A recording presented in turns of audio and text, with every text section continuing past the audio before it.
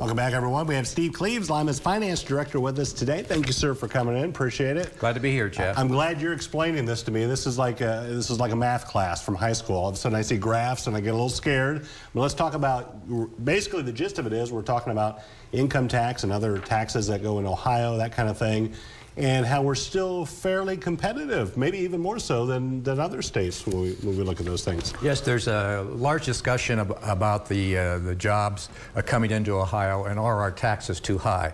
Sure. And these exhibits will show that Ohio's taxes overall, if you include property sales and income and fees, are actually lower than states that have no income tax. Interesting. Okay, let's go to the first one then. We have total income. We're basically looking at some tax bars here. Kind of explain what we've got going on here. Well, this compares no income tax states, Nevada, Texas, and Florida with Ohio. And as you can see, as you get towards Ohio, the total tax burden is actually lower than it is in the non-income tax states. And each bar represents a city. In Texas, we have Dallas, Fort Worth, and they're at about a 95% of the U.S. average tax burden. Okay.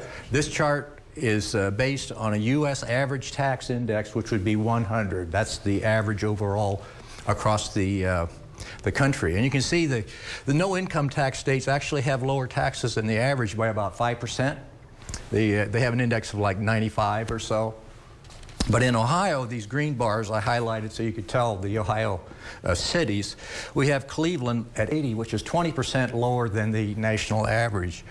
And we have Cincinnati, which is almost 30% lower than the national average. And this last bar is Youngstown, Lima, and we're also 30% under the national average. Okay, and we go to the next one. We see that cost index may be reflected in these first figures that we've seen. Okay, now the important point is here, well, if we're so much lower cost, why aren't jobs just flooding right here? Well, there's a lot that goes into a decision by a business as to where they're going to locate. Taxes are about 10% of that total cost factor that they look at. They also have to look at transportation costs, labor costs, facility costs, utilities, and everything else.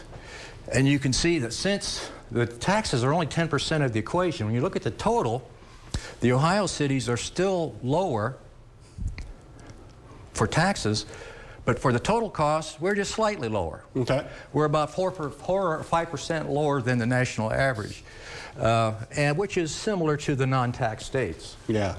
Let's move on to the local government fund. This is some more local numbers. This was interesting to me.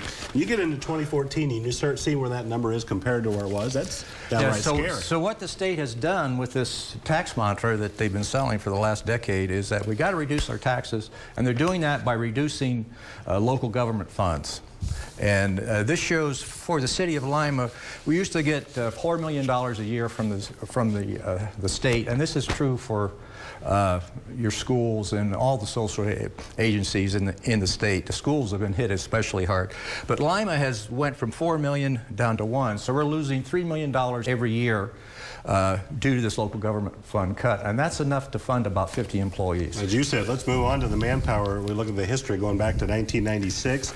And those numbers have dropped. Well, that's a different graph, but let's talk about this one. This shows, because of those funding cuts, we've had to cut our spending. This is a spending and a revenue line graph, and we've reduced our spending from about 30 million down to about 29. It's about a 3 to 4% cut per year.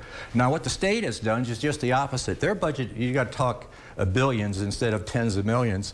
They went from 20 billion to 30 billion. So their line would just be the opposite. The opposite way, but we have to make up for it. Let's quickly go to the one about manpower, talking about Lima's manpower from 1986. Yeah, and these are those manpower cuts because of the state funding cuts. Yeah, now it's like a roller coaster going downhill. We've reduced our funding by over 20% over the years. It's fascinating. We've had to make up for that. Thank you, Steve, for explaining that. I appreciate it. Appreciate you simplifying it for us. That's good stuff. Good.